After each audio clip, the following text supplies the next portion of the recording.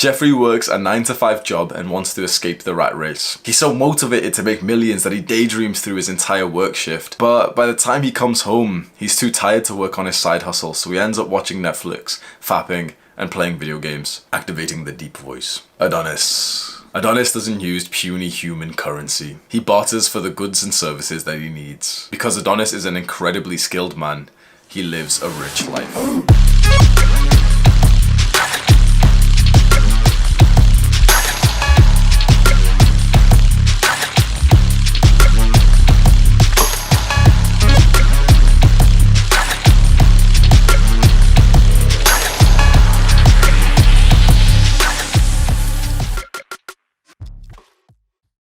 Here is the equation to make more money than everyone else: value times scale. And I know that your parents want you to go to university, get a degree, and be a doctor, but you can just tell your parents that Hamza said, "Shut up, Papa!"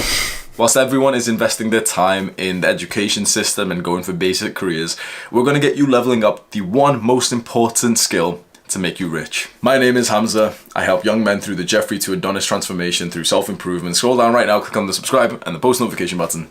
It's a win-win for both of us. The most important skill set by far is social skills. Now, specifically inside of social skills, you need persuasion. Persuasion is the skill of getting people to say yes to you. Now, you want the secret of getting rich? You literally just need thousands of people to say yes. Getting rich is not hard at all. You just need the right blueprints. And the issue is that you've been handed down the wrong blueprints by broke people like your parents and your teachers. It never even occurred to me that the standard 9-to-5 job, working a, job that you don't like and you live in for the weekends but you kind of hate your life anyway, it never occurred to me that that was actually reality for a lot of people. Because in high school, when people are studying, I didn't really have a dream. Like, honestly, I didn't have a dream. I didn't even know what the jobs were, I'm not gonna lie. If you ask me about jobs, how are you gonna make money, straight away my mind would think like, yeah, probably go to the Grand Exchange and maybe do some flipping. If I can buy this item like 5% lower, 5% higher, maybe I'll do like some Slayer, kill some green dragons are always a safe bet. I was in such a virtual world addiction that I never even thought about the possibility of having to work like a job IRL. And in college, exactly the same thing, but at least the difference now was that YouTube honestly was the thing for me. And I have never really seen it like a job because the process of it is just something that I goof around with. And in university, I was just a boy idiot. I just got drunk, took drugs, slept with girls. And so that was like pretty nice. But I graduated with a degree and I was eligible for the same jobs after uni as I was before uni. And so I started applying for those jobs. And even though, I was just about eligible for them, like, they were truly beneath me. If that's kind of like, egotistical to say, but it's like the truth, let's be honest. And so I'm applying for these jobs, I'm going to these interviews, I'm working these jobs, and I'm actually like struck with this realization, looking around me like, yo, like you mother like dead ass work 9-to-5. Like, when's our summer break? Like, when do we get 3 months off for summer? Well, yeah, it's like, it's almost Christmas. It's like the 10th of December. Aren't we off soon? And they're all looking at me weird. Like, what? Like, yeah, oh no, don't worry, Hamza. This Christmas, we get 3 days off. So this life was pretty strange to me. It was about this time that I invested into 2 books, which truly changed my mindset about money. And I know at this point right now, if you're a broke ass motherfucker, I know that a lot of what I say in a lot of like these books will almost seem like scammy because it's just so unrealistic for you to really think that someone's making this much money. As the same attitude of guys who are very sexually deprived, who then hear the stories of guys who have had an abundance of sex with women. And so if these videos and this topic makes you feel a bit weird and you're thinking, wait, no, Hamza's lying, like the stuff I've got to tell you of how to hack money, and in these books as well, where motherfuckers are talking about, yeah, like I make like X amount per month, 10,000, 40,000, 50,000, 100,000. It's like a couple of years ago I was looking at that, I was like, no you don't, why are you lying? So I read 2 books on entrepreneurship. We won't go into so much detail because I've just mentioned them on a different video, but those were The 4-Hour Work Week and The Millionaire Fast Lane. I highly recommend if you're into this idea of not wanting to be like a 9-to-5 worker and you want to explode your wealth and you just don't want to live like a very like 99%er's life. I highly recommend you get these 2 books and you invest your time into them. I still have The 4-Hour Work Week behind me. I believe it is like the first book that I properly bought and read. It's still the same like copy that I have and I've read it 3-4 times now. And so what's life like now? So about 2 years ago, I was making £8.41 per hour. So I'd wake up at 5 a.m, get ready, go to work and go to the gym inside of work, and then, you know, do my work shift in work for like 9 hours, 1 hour unpaid lunch break, come home at about 6, smoke weed, pass out, hate my life, hoping that I don't have to go to work tomorrow, but of course I do, and just kind of do it all over again. And a lot of the times in the morning I'd feel, you know, motivated, I've got my music in, I'm going to work, I know that I'm going to be smashing the gym and everything. On the way back, knowing that I had about 2 hours of like free time and I had just traded my entire day for £64. Bro, I used to cry. Like that, I'm just gonna be honest to you. I still remember the specific spot where I'd always burst into tears because it was pitch black. It was kind of like a shortcut where there was like no lights or anything. So I used to use that as my opportunity to just cry for like a couple of seconds and wipe it up quick before I got back inside the apartment with my girlfriend. I remember having this dread of not knowing how people coped with it. Like, I know it's so stereotypical to say, like, you know, you dreaded Monday, but that was like my feeling, like literally every day going to sleep. And if you wanted like a bit more fun that night, you had to sacrifice sleep. And so I'd be going to sleep specifically knowing that I'd be waking up tomorrow like sleep deprived, and I'd have to just pull myself out of bed because I need to make that £64 per day. And the job I was doing, I think the benefit obviously was that I had a gym in work, which I really valued, and the people around me were actually very nice people, but it was like a very like low skilled, unfulfilling job, just customer service shit. And so I got to work. I did a lot of introspective work at this point. This was the first time that I truly started journaling. Even this was like, you know, the height of my anxiety, height of my depression, height of the negative moments in my life. And I started journaling a lot. I did all the calculations, and I realized that if I went from full-time to part-time, because full-time I was just above minimum wage, so we can almost say minimum wage, but because I worked like 40 hours a week, my take-home pay was about like £15,000 per year. So the advertised rate of the job was like 17.5k, but after like tax and everything, it was about 15k. Like per month, I was getting about £1,200, £1,166. Still remember that. So I did the calculations, realized that wait, if I went part-time and I halved my hours, I would get not even half of the wage. Like I'd get more than half of the wage, because then I would be under where you pay tax and national insurance and everything. So I could half my hours, reduce my wage by about 30% instead of half, and then also have an extra 20 hours, but specifically not even the hours what mattered. It was about 2 to 3 days off extra to devote to the business. That's what I did. I wrote this ebook titled The Full-Time Job Trap, and it was like my way of expressing how I felt in almost a guide to someone who was stuck in the same position as me, who's working 40 hours a week, who had dreams of doing a business and actually reducing their work hours. And it still stands. I read all of it, every word of it, a couple of months ago when I found it again. And if I can find it, I'll link it below. You can just have it for free. There was a term that maybe I didn't make up, but I didn't read it anywhere, so I essentially like found it by myself. But there's a term called lifestyle inflation, and everyone knows this. Lifestyle inflation is where when you make more money, you spend more money. Your spending just kind of adjusts depending on how much money you're making. Now everyone disagrees. Everyone's like the type of person who says, no, not me, I would save the money, but you wouldn't. If you were making £1,000, you'd spend roughly 1,000. Maybe you're saving 200, okay? But now if we then gave you £1,200 per month, your spending would go almost to the same level. Maybe you'd increase your saving by £50, something like that, maybe. But instantly when you get this little promotion, you're going to go out more. So that's lifestyle inflation. Now what I thought about during this time was lifestyle deflation, reducing your work hours and earning less. Because I thought about it and I was like, wait, if I earn less, I just spend less. And it kind of hit me, okay, wait, so I could earn less money today, this month, and the only trade-off would be that I would spend less. I was saying this while there was packs of weed around me, and I was thinking, okay, if I reduce my work hours, if I potentially try to like start a business, all I'm gonna be losing is this weed. All I'm gonna be losing is like the extra spending, because obviously I'm still gonna have to pay the bills. I'm still gonna have to pay like the absolute essentials.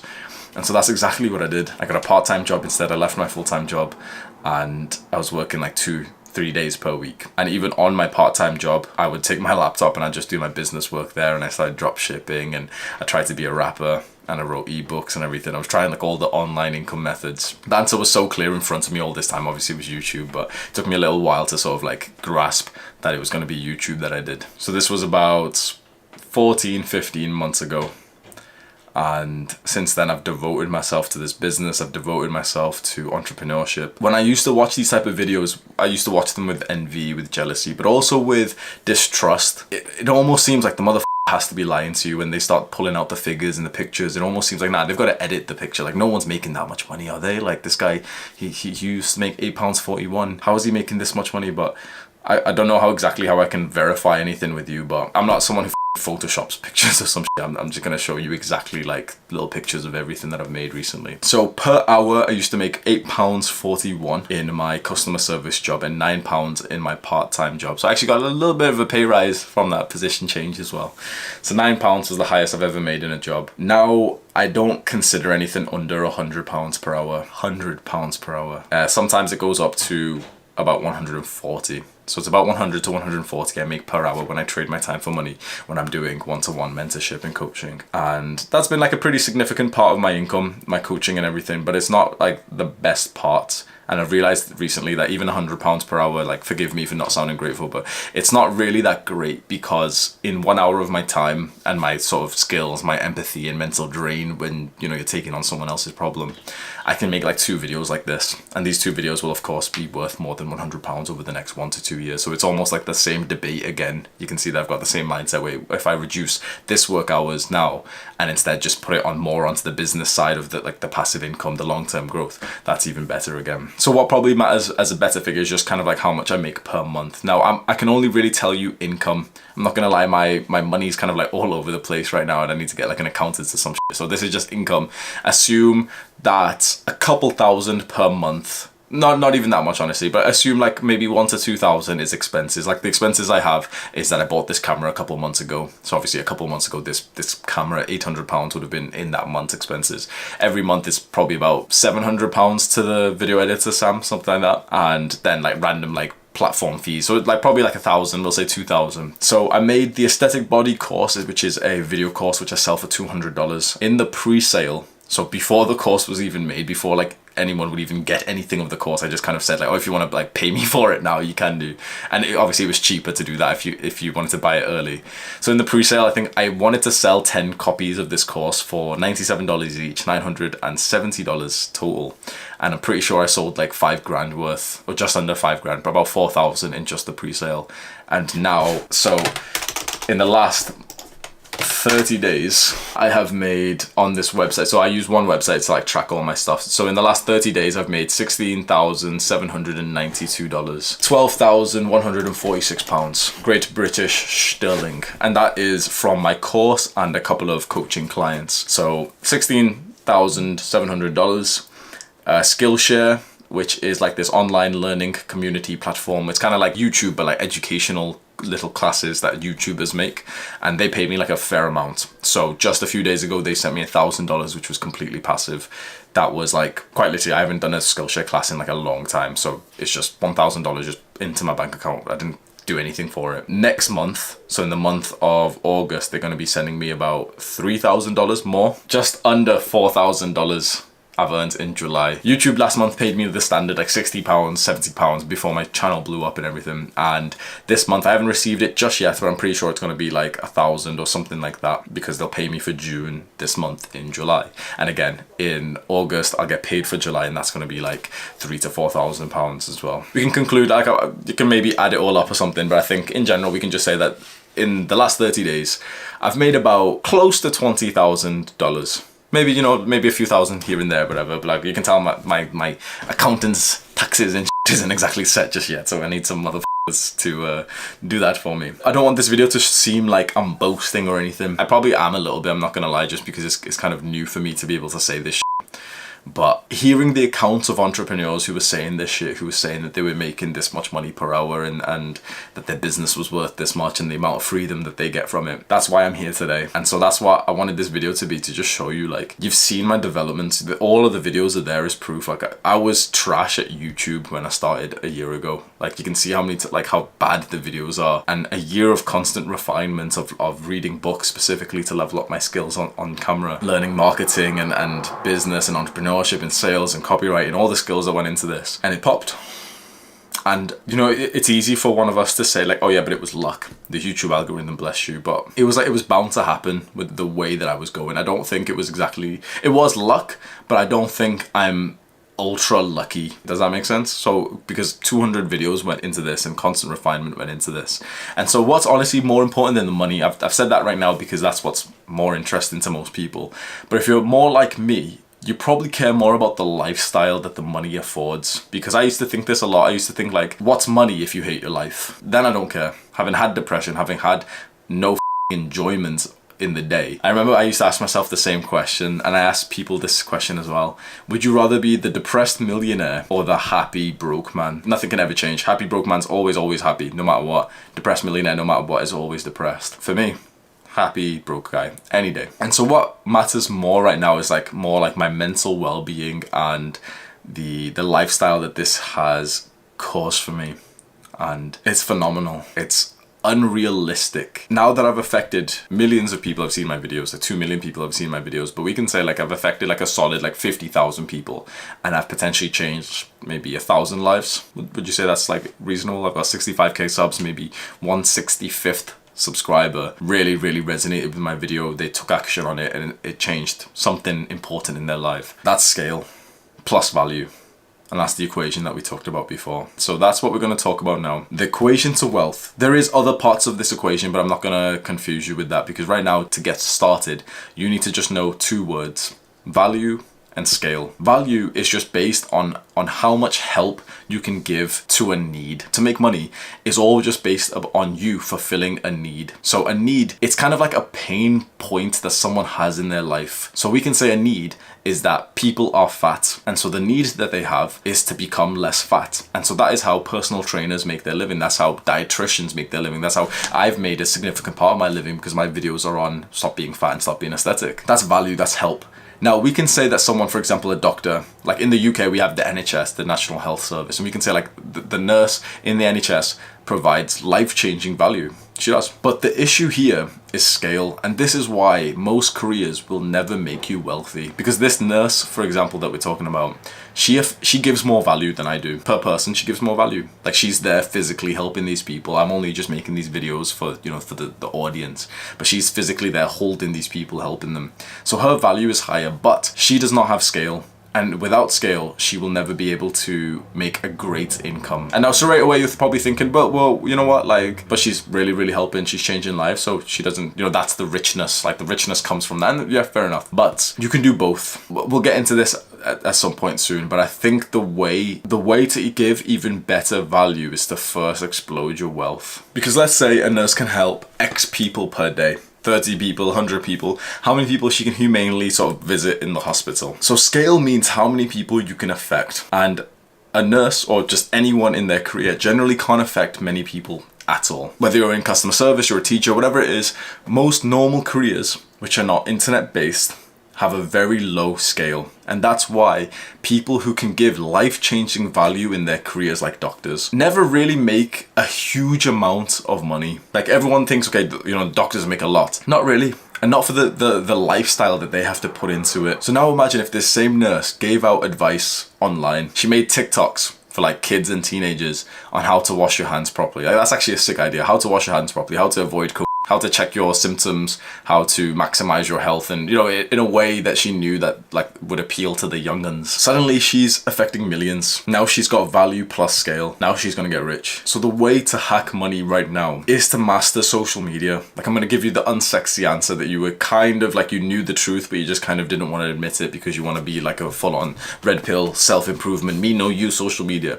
It's the truth. Social media is the best business opportunity there is right now. If you're into business, if you want the result of that, and you're willing to put in the work, there's absolutely no reason why you shouldn't be dominating and at least learning the ins and outs of the platform that you choose. Because the reason why you haven't started, even though pretty much everyone has wanted to start some kind of social media business, whether it's a YouTube channel or you've wanted to pop off on Instagram or TikTok, the reason why you haven't started is simply because of laziness. Now, straight away, your lizard brain's going to disagree, and it's going to say, no, I'm not lazy. It's just that I'm not confident enough. I can't make good enough videos. But that is stupid.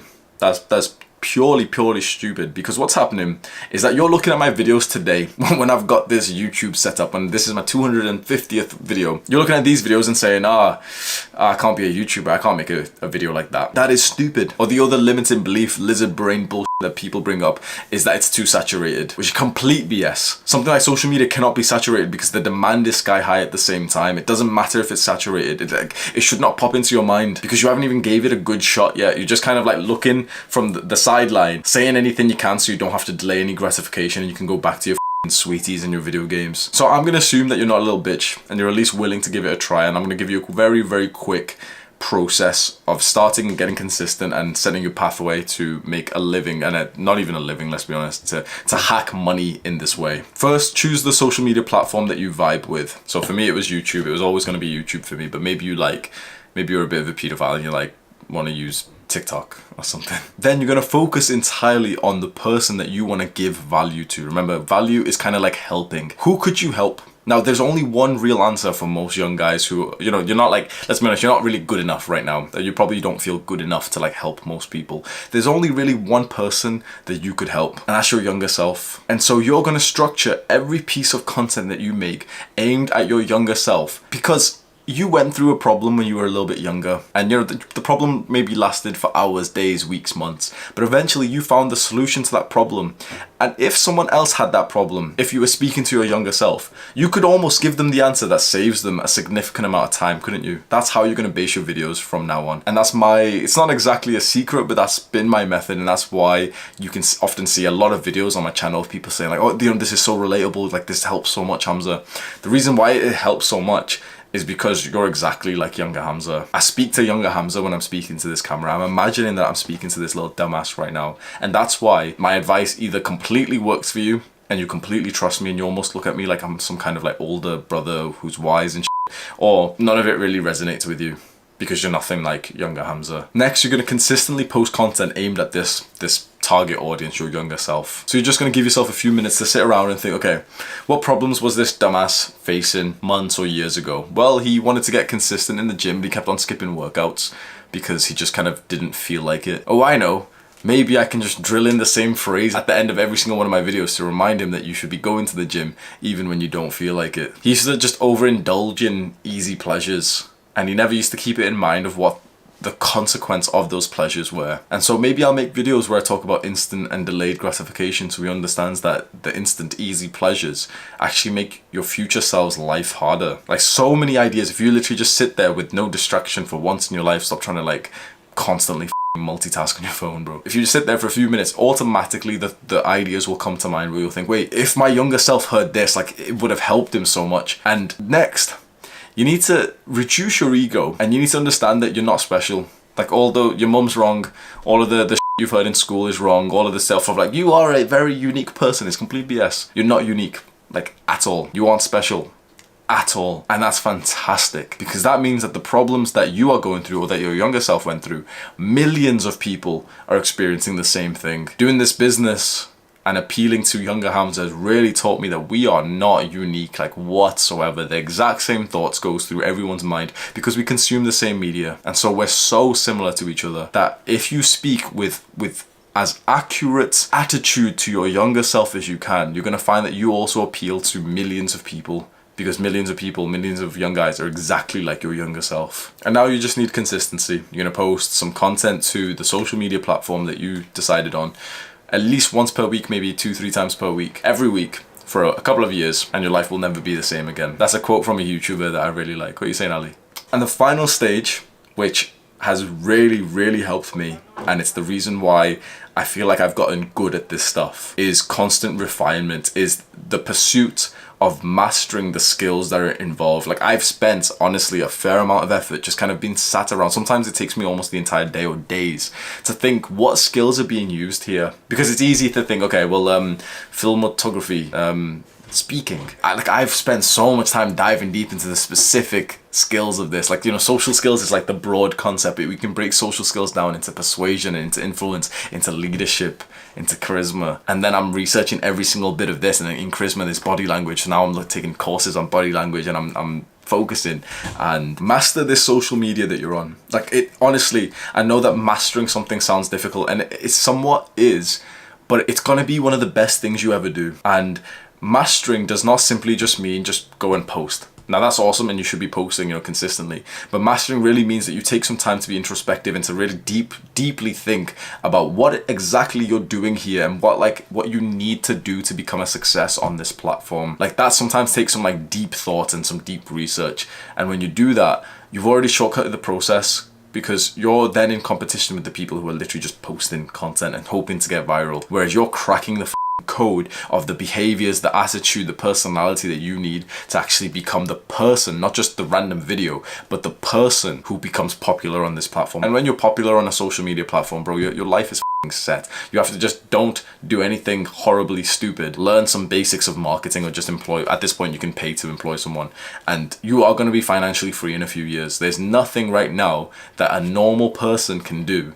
to achieve financial freedom faster than social media. This is how you hack money in this modern age. Honestly, it's one of the most fun games that I've played so far. Like, I love this shit, bro. Like the fact that we've got, like, everyone's against this about, you know, views and subscribers. Everyone's like, oh, don't do stuff for the views. Don't do, shut up, bro. Like, that's such a fun metric to just kind of like see the views go up, see the subscribers go up. It's like we're playing a game right now. Like, it's been made for you to master it. And if you take that one final last step of really thinking, okay, I'm going to master this social media, I'm going to see exactly what behaviors are required from me, exactly what this platform wants me to do to be good at it, you're well ahead of the curve. And that, coupled with the fact that you're giving value to your younger self, bro, that's value plus scale right there. You've just hacked the game of money. No more working for £8.41 per hour. If you want to do exactly what I do, if you want to do self-improvement YouTube videos, and you probably like to start the business of self-improvement coaching, which is pretty much just going on to like a Zoom call and just giving someone advice, then I wrote a little book that I'll link for free in the description. You don't even have to give me your email. I'll just link it as like a Google